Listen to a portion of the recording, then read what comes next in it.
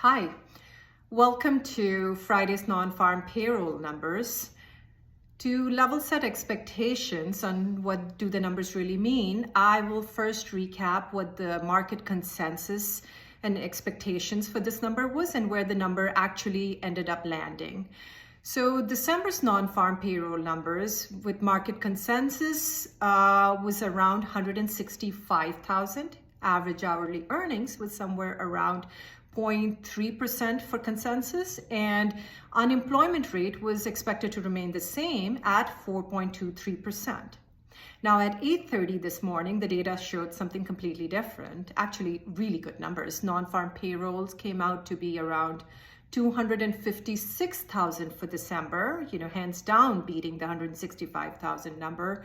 Average hourly earnings remained the same at 0.3%, and unemployment number as a result came down to 4.08% instead of the 4.23%. Now, how is the market reacting to this? It's the classic good news now is bad news because it's jeopardizing the Fed's path of rate cuts. So the 2s and the 10 years, we are seeing a classic bear steepener, where 2 years is now currently at roughly 4.36% and the 10-year around 4.75%. The 30-year Treasury is flirting with the 5% number. Now, taking a step back to the municipal bond market and how's the municipal market reacting to this news. So the muni market, I'd say, is still digesting this news, where we see 2 to 3 basis points of rate rallying throughout the curve.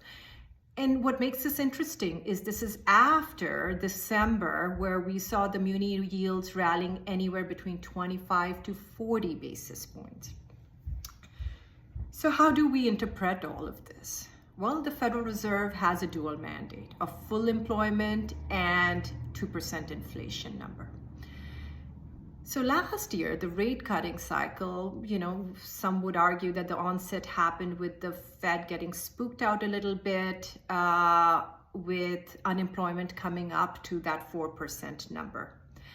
And now, hours after this data released today, the Chicago Fed Chair Goolsbee, or President Goolsbee, comes out and says, hey, it looks like we have reached our full employment level and the economy is no longer overheated. Of course, that's just one data point of one of the presidents coming out.